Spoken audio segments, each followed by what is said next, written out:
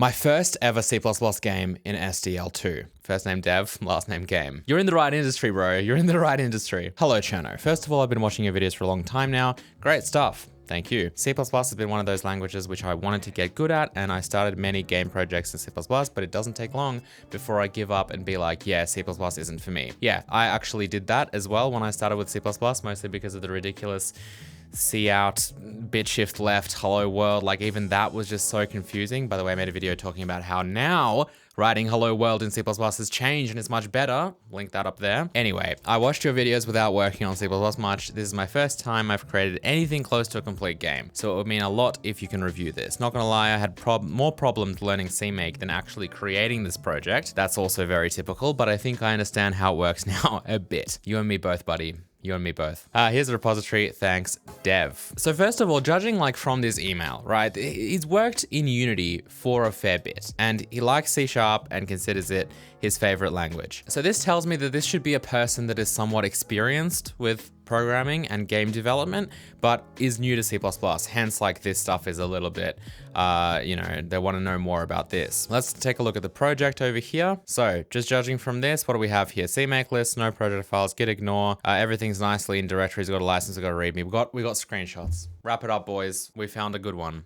I keep saying this, but screenshots with some gameplay is so nice to have in readmes. I don't know why more people that send me their projects and want me to review them don't do that. I think that that's going to be a requirement now. I think that's honestly going to be a requirement. If you want to send me your project and you want me to take a look at it and it's visual, even if it's like a console-based app, just have a screenshot either in the email or preferably in the GitHub readme. That would be much better. Okay, then we have some instructions on how to play. We've got some debug UI with tab and Windows and Visual Studio. Oh, wow, even Linux support, which is pretty good. This seems okay. I'm not sure why you wouldn't just build it normally though. And then you have to copy this resources folder in the same directory as the exe file. So first of all, that could definitely have been either a post build step, or you might even want to set your working directory to be the same as the directory that contains this resources folder. And that would kind of alleviate the need to manually do this, which of course is not a good thing. So copy the resources folder in the same directory as the exe file. If we actually try and do that, here's the resources directory,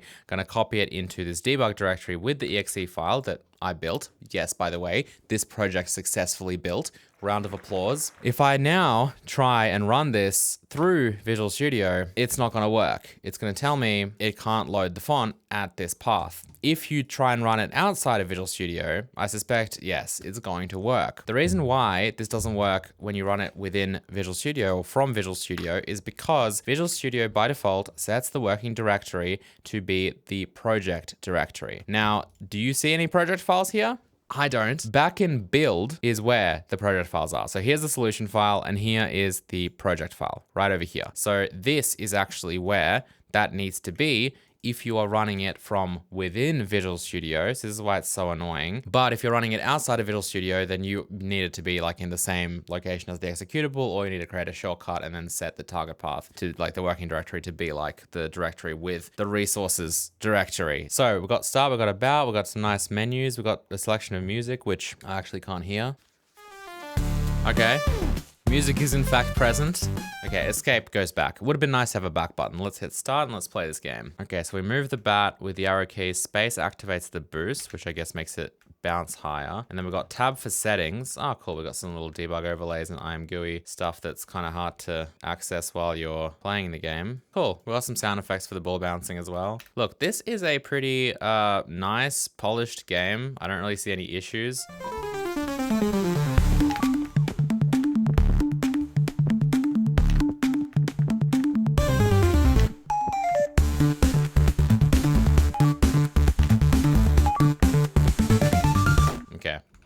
Apparently that's the best I can do. Cool. The only other thing is like, it's not resizable. The window's not resizable. It's kind of a bit small. It'd be nice to have the option to make it full screen or at least resize the window here, but that's it. Everything else looks pretty polished. We can go back to the menu. This all works fine. Look, for a first game in C++ and SDL, I think it's a great job.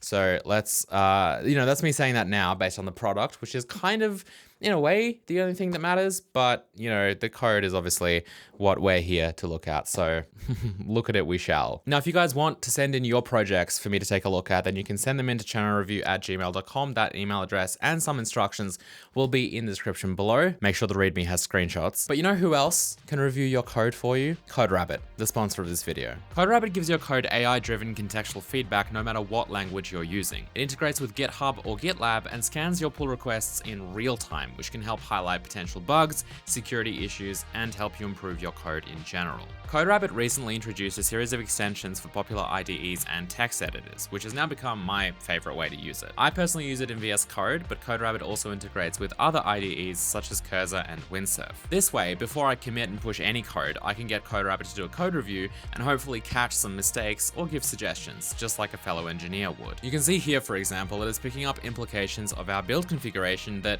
we may have missed. It's able to look at our pre-make scripts and point out that we don't need to define this function again, because the compiler define takes care of that. This is exactly the kind of stuff that AI excels at, that even experienced engineers can overlook because there's just so much going on. Code reviews are super important because we humans tend to miss a lot. So getting CodeRabbit to run quietly in the background, check over the code that's coming in, and have your back is a no-brainer. It's also great if you're learning programming. It will help catch your mistakes and you can chat with it to get more information, like an interactive mentor. CodeRabbit is completely free to use for open source projects, or you can try it out for your private projects with a 14-day free trial. Just go to coderabbit.ai, link is in the description below. Thank you to CodeRabbit for sponsoring this video. Okay, so diving into the project structure that we have inside Visual Studio, pretty typical stuff. We've got the actual project here, the actual exe, and then we've got all of this other kind of third-party libraries and some CMake projects as well. So if we take a look at main, which I'm assuming is in fact the main thing here, this is a very clean main file. This is kind of what I like to see when I look at main functions. So it's very simple. I mean, you could even get rid of these parameters since they're unused, and I'd probably not have spaces here. But otherwise, we just have a class, which I'm guessing does some sort of initialization on construction and then deinitialization on destruction using RAII. That's a bit of a controversial topic. Some people like to explicitly have like an init function, a shutdown function, so that it's not left to like, you know, behind the scenes kind of magic, because obviously it's a lot more clear if you did actually have functions such as, you know, init and shutdown, right? But I don't know. I think especially for a simple game, it's fine to do some kind of initialization work in your constructor, especially if it's the constructor of the game class. You know, you expect that to actually do some work. Now, there is no return 0 over here, but that is totally fine because the C++ standard like specifically allows that for the main function. So if it returns an exit code of 0, you don't actually need to write that return in there. So I generally don't, and the result is it looks cleaner. Okay, so let's have a look at game and what it's doing exactly. So again, we got a pretty nice layout here for the class. The one thing I maybe don't like is that private functions here. So methods, private methods are mixed in with variables. What I like to do when I organize my classes, which I have definitely said before, is these functions, I'll create like a separate private block for them up here so that we have basically all of the functions, which is usually the stuff that we want to look at, especially the public functions first, since that determines how we can actually use this API externally. And then we have the private functions. We might have some private static things as well here. And then finally over here, we have our private class members. So that's generally how I like to lay it out. I think it's a little bit cleaner, but again, that's subjective and that's really nitpicking. So going into the game constructor here. So we do some kind of static config init. So what I immediately don't like about this potentially, let's see how this is laid out, is that, yeah, so all of this stuff is static. I don't think it should be. You should really try and avoid static as much as possible. It definitely is 100% useful in many, many cases, but this is not one of them. And the reason why is because your configuration, like what this is, right, is it's just a representation of some sort of data. Like we are looking at these variables, this memory, like this is the data that we want to store. We want to know the music index, the high score, the window size, all of that stuff. Having this just be all of these like singular variables in memory basically that are just loosely tied together by effectively a namespace is generally a worse idea than just having an instance of your configuration within this game class. So this is like the game's configuration, right? So what I would do, we can get rid of that other private block as well, is I would just have like, here is my game's config. There's only going to be one instance of this game class anyway, and from here you can make it a singleton in the sense that you can make it globally accessible, because we know that we only ever create one of these. You know, in this case, it actually is once. Sometimes you may want to create multiple instances because you might have something that triggers a restart for your game, and therefore you shut down the old instance, create a new one. In this case, it actually is just a single time. Therefore, it's like everything here is static in a way. So functionally, from like how many instances of, you know, the variables inside config do we actually have? So how many instances of these exist inside our application? Whether they're static or they're not, the answer is still one, because everything here is created once, a single time. Now, what that effectively means and what that tells me is that the reason why the stuff over here is actually static in the first place is just because we want it to be globally accessible. If that is in fact the case, this is how I would set it up. The config will remain just a normal non-static member. Everything within the config, I'm just going to change one variable, such as, let's just say, the high score. I'm going to make that non-static. Therefore, I'm also going to make this not static anymore, obviously, because it can't be static anymore.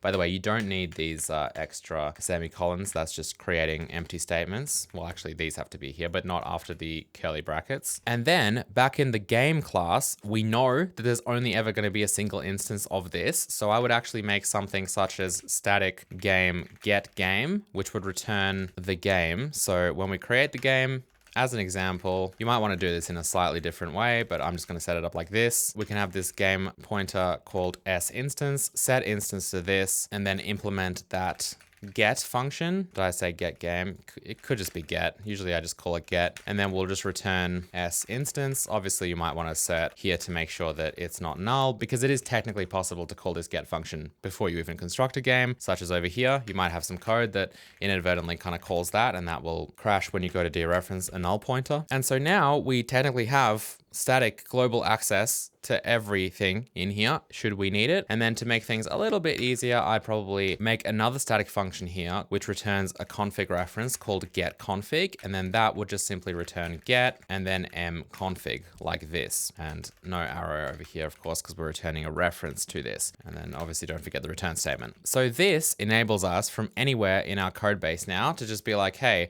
I would like to get the config, and then from there, obviously, I can call get high score. Or, I mean, at this point, what I would probably do is I'd have this just be a const config specifically, and then this could literally just be a struct of data. Like, you don't need these getters. These functions might be useful, sure, but my point is that you could essentially just replace this with a struct called config, and then it just has all of your stuff in here. And then I would probably also stylistically, you know, get rid of the m underscore. So you could have something like that, and then that's what that function here would return. And therefore, because it's const again, you won't be able to modify it, but you'll still be able to access everything, and it's nice and clean, and you don't have to use getters, and it's global, and it's read only, and it's just perfect in my opinion. So if we have a look at an example of, let me get rid of this, and we just take a look at the get high score function, for example, which was used in here. So we used to do config get high score. What we could do instead, if we really wanted to retain something like that, we could actually add a get function to config and then have that return game get config. But the more correct path for this would be game get config and then dot get high score. So you'd basically write it like that. And you need to include, of course, the parentheses, and then of course include game. And in this case, get high score is not actually marked as a const function because it used to be static. So we'll mark that as well. And that's effectively what it would look like. And then obviously instead of config init, you would just do mconfig.init like this. Okay, moving on from this config situation. So texture manager, load all textures. How do we load textures? So we have these BG texture paths, which are just hard coded over here with some sort of macro, which I can't find. That might be something defined here. Yeah, it is. Okay, so we've got a resource path inside the actual compiler preprocessor definitions that points to resources, which is interesting. I don't know how I feel about that. I'd probably, if you really wanted to have dynamic resource paths, I would not have them as compiler defines like this. I'd probably have them themselves be some kind of config file. Like, so you'd have a config file alongside the exe, which is obviously in a predictable path, and then that might contain you know, data and things like this resource path directory, which you could change to anything from just changing that file. That would mean that you wouldn't have to recompile everything if you move a directory, for example, or you want it to point to some other resources. Also, handling these as strings is probably not the best idea. You should probably use string views instead, because what that will do is just point to these read-only strings in your kind of read-only area of your exe memory, because resource path is just a string, and so the compiler will concatenate these two strings together, and that's it. They'll be stored in read-only memory, whereas creating strings out of them is slightly worse. Also, for that matter, having a vector of these is also a little bit wild. You should have an array and then just have the exact number of them. So in this case, 1, 2, 3, 4, 5. So there's 5 of them. I would write this exact code like this if you are adamant that you want to make a list of resources in your code in the first place, which probably wouldn't be the best way to do this anyway. And also this is defined in a header file, which is okay, I guess. The only downside really would be that this changes every time. It is still within a class. I don't know. It's just obviously not like, for small games, I think it's totally fine to define file paths to assets inside the actual code base itself. But yeah, normally when you get to more complex games, then obviously they have scene files themselves, which use certain assets, and there are asset registries, and everything's a bit more indirect, a lot more indirect actually than just this. But for this use case, I think it's okay. Anyway, back to load all textures. So we're iterating through this. So this is another common thing. So this used to be a vector, and we're getting the size of it, which is type size t. So this actual size function returns a size t variable, whereas here we have an integer. So this is going to give us a compile warning because we're comparing an int to something a lot larger, but also specifically, I think size t is unsigned and int is signed. So when you do that comparison, you'll probably get a warning. I mean, probably isn't going to compile because I'm using an array. Anyway, then we pass this into load texture. We get the texture and we store it inside this struct. So there's that int. Int is x. X is just the index, right? So textures refers to texture paths, and I guess the index here refers to which texture it is, which is interesting. Does that mean that these are used? Yeah, how are these actually referenced was my question. Yeah, by index.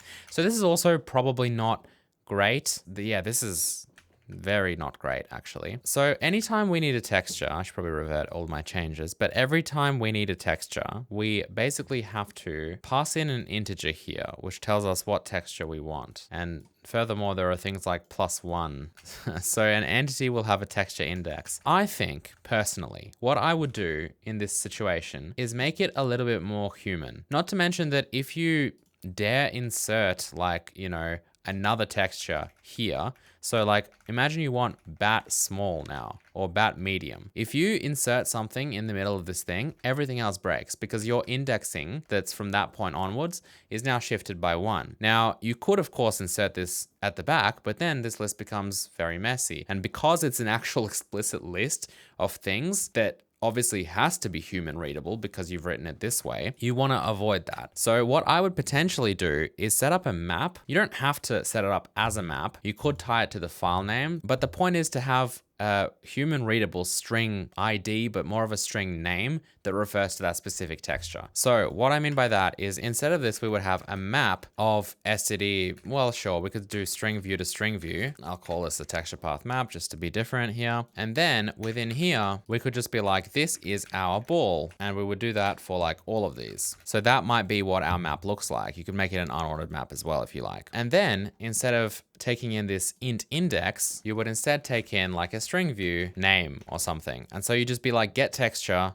ball. So that obviously makes the actual code a lot more readable, but it also means that this can be in any order you like. It doesn't matter. You could also rename the file, because one thing you could do is just automatically take this key to the map from the file name minus like the extension, because we don't really care about that. But the downside there is, what if you want to rename this, then it changes the name as well. But this way you do have like a separate name, a separate ID from the actual file name. So you are still separating those two things, which is generally a good idea. Dealing with resources, dealing with textures, stuff like this is something that has come up quite a bit on this code review series. I think it might be beneficial to create like some sort of texture manager or resource manager or asset manager and take you guys through how I would write something like that. So if that is interesting to you, let me know in the comments below. Okay, back in the original email, the person mentioned here that they want usage of pointers covered and then the polymorphism. So let's do the usage of pointers. Let's have a look at what they might mean by that. I did notice some unique pointers in the game class. So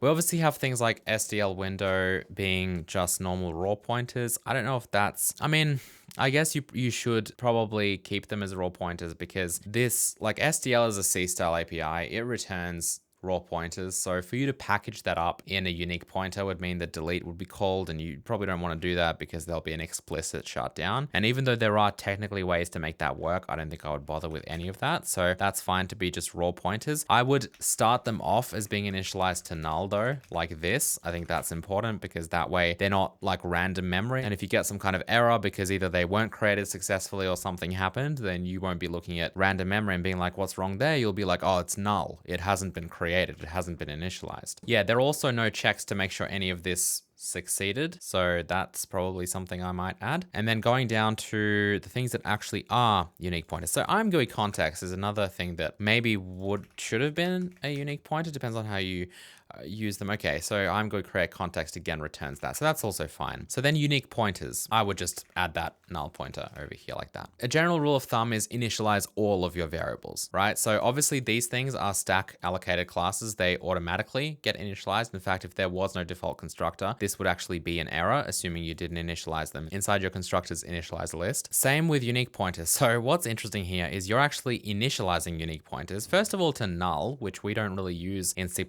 Null is just a define that equates to 0 or that is 0. So it's literally the same as you doing this. So usually we would use null pointer, but furthermore, you don't need any of this here because a unique pointer is not a raw pointer like this, which is just a primitive type. And because unique pointer has a constructor and everything, and it's a class, it can do things such as set the underlying pointer to null. Here is a list of all of the unique pointer constructors, and it's a little bit hard to get through and show this clearly, but here's a clear example over here in the actual example. You can see that it doesn't matter if you set this to nothing or if you set this to null pointer. The result is these unique pointers are still empty. So they're kind of just not initialized with an actual pointer, which means that we don't have to set these to null because they effectively already are. So yeah, don't set these to null, set these to null. And furthermore, try and use null pointer instead of null. Okay, looking at the main menu, so we have a bunch of buttons here. A map of int to main menu button, which has text, dimensions, current state, press, callback, a whole bunch of stuff. So it's really a full-on button class. And then here is the table of everything that's set up. So see, this is more along the lines of something I would do for the resources and for the textures. I think it probably works reasonably well here as well. So let's see what we have. So -1 is the dimension. So we have the text, we have the dimensions, we've got the index of the button as well. This might potentially just be something that we use for like draw order. And by draw order, I just mean not like depth order, but like we saw like play about quit or something like that here. So that might be, or start about quit. The text is right here. So that's what I guess the integer refers to. If you have ascending integers like this, I typically would change this to be an array preferably, and failing that a vector rather than a map. It's not that there's a huge downside with it being a map, but generally, well, not generally, always, it's faster to iterate through a contiguous block of memory, such as a vector or an array, rather than traversing a map, going through everything, if this index is just meaningless. Because this index is meaningless. It's literally just the order that we want to go through this, and it's always going to be ascending. It's not like it's an actual ID that might be not the index of the element in an array. So always prefer arrays over maps unless, there's a good reason to use a map. And of course, realistically, you got 3 elements here. Is there going to be a performance difference? Well, not one that's actually going to make any difference, but it's just more about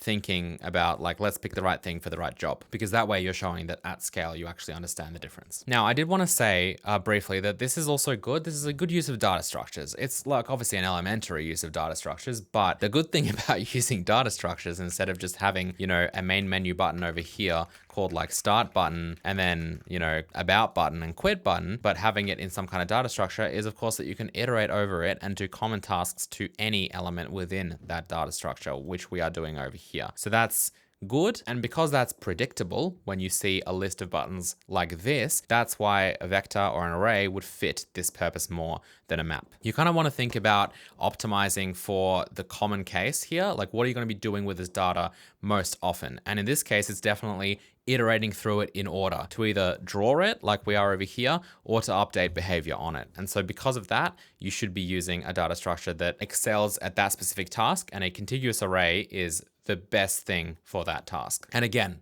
it doesn't matter at this scale whatsoever. You're not going to see any performance difference, but it does matter to someone potentially looking at your code and being like, hey, does this guy understand what he's doing? And could he do this better? Anyway, we were talking about pointers. I really don't think there's anything else for me to say about pointers. I think that this is how you use unique pointers. Good. And you obviously don't need to get rid of them. I guess I should look at the destructor and see what's happening there. Yeah, just destroying things like that. I don't know if we had to destroy those IMGUI pointers that we created, like these contexts either. Not really sure. In fact, yeah, that there's going to be some IMGUI shutdown code, obviously. And we're not doing any of that. So don't forget to shut down IMGUI. Let's have a look at the entity main class over here. Ooh, another thing I noticed is that there's no header files here. So see, when I search, it's just entity CPP, entity manager.cpp. I want the header file. So I had to first go to this and then Control KO, which is a Visual Studio shortcut, to just jump to the header file. That's not good. And that happens often with people who use CMake. You want to make sure that the header files are actually part of the project as well. It's important because it's not just for opening files. If I use Control Shift F, for example, and I go entire solution or current project, those files aren't going to be searched, which is devastating. Definitely make sure that your header files, like, you got to treat them with respect. Like, yes, they don't get compiled, but they're people too, right? Okay, so let's quickly look at the entity situation. So we've got an entity class, virtual destructor. The very, very first thing you need to do, very first thing you need to do for any base class that's going to be, subclass and derived from, virtual destructor. That's very important. Otherwise, this will not be called. And then therefore you may leak memory or not shut down things properly. So just make sure you do that. That's the first and probably only important thing here. So you got kind of common functionality here, and you can see that, so this is empty. Generally empty functions, I just declare them as empty functions here. So I would have this code written like this. That way it's a bit leaner and it doesn't take up room over here. One other thing I quickly noticed, which I want to check. So what version of C++ are we on? We are on C++ 20. Yeah, so at C++ 20, you definitely should also not be having all of your static variables over here. So we have a bunch of static variables, and then usually what you had to do in the past, I think prior to C++ 17, so C++ 14 and lower, I believe, is you had to also declare them all like this, and then optionally, give them values or whatever inside an actual translation unit like this CPP file. However, you don't have to do that anymore. Instead of doing this, you just write inline static like that, and then you can set it over here. So C++ 17 and beyond, I believe, is the right version. Write your variables like this, and then you don't need all this stuff over here. So that was just something at the back of my mind that I forgot about. So how does a ball render itself? Or is that not even something it has to do? Since it doesn't override render, the base class will just go through and render whatever texture. It just goes through and grabs a texture index from that and renders that. So look, again, for this game, I think it's probably the best way to architect this, to be honest. I'm probably gonna upset some people by saying that, but I don't think you need an entity component system for this. I don't think you need anything super data driven or whatever. The problem with this is when you have more complex behaviors and you have lots of entities that you need to design, then it becomes better to kind of compose those entities from various components and systems that work on those components versus the inheritance model, where you have like a hierarchy. However, this is a very simple game, and setting up anything like an entity component system, I mean, if you set up a not very well memory layout, data-driven kind of component model, but instead of that, if you set up something really simple that just functions like an entity component system without having the underlying memory benefits, then I think that and performance benefits, then ultimately I think you could still wind up with a very simple system that gets you that composition if that's what you desire. And obviously at a small scale, that would be totally fine. But it's not really going to affect anything. So therefore, I don't know. And this is definitely like easy to understand and everything. Like it also, it's very clear to see what goes on. It's not like you have super deep hierarchies as well. That's one of the downsides. When you have like, you know, between entity and ball, if we had like entity and then, you know, movable object and then collidable object and then like dynamically collidable object and then, I mean, movable, dynamic, probably same thing. But anyway, and then we had the ball, then yes, that would be a nightmare. But if we just have, you know, entity and then we have like ball and bat, which are probably the only two entities in this entire thing, bat and ball, yeah, it's not going to matter, and I think this is fine. And it looks like you've done it more or less properly, like by having, for example, the entity have all of these things that, you know, can be overridden if they need to be. They don't have to be. They provide default behavior for it. It means that you can just look at something like the bat and only care about things that you need to change. So for example, there is some logic inside render in the bat, but not the ball. And so we can just override that function and make sure everything happens. It's also possible to obviously call the base class like this if we need to with all of those parameters. However, this might want to do its own functionality entirely without doing anything. So yeah, anyway, quite a nice little project. You know, looking through this, looks like a fine C++ project. Definitely a good first game in SDL. The biggest challenge, I think, with a project like this, for someone coming from Unity and C# to C++, is not going to be any of this logic. It's probably not even going to be the rendering. It's 2D rendering and you're using SDL. Like, you just look up an example, or these days ask ChatGPT or Claude, how do I render this texture in SDL? Done. You know, that's really super simple to understand. What isn't is, how do I set this up in CMake? How do I link SDL? How do I make sure my header files are accessible and set compiler include paths? What are like all these preprocessor definitions that I need? What's a static library? What's a dynamic library? What are these DLLs? All of that stuff is the hard part of this project for someone who already knows programming, who knows Unity and C#. So I'm not surprised that the code looks good and clean and works well. I mean, yes, there are some data structures to consider and there are some general like code patterns or design patterns that I would probably, you know, change. But overall, dev game, well done. You've developed a game and it's definitely a very, very good start with C++. What did you guys think? What were your thoughts? Do you think this is a good first game in C++? Leave your comments in the comment section below. As I mentioned earlier, if you want me to review your code, then send it into chernoreview@gmail.com. That email address and some instructions will be in the description below. And I will see you guys next time. Goodbye.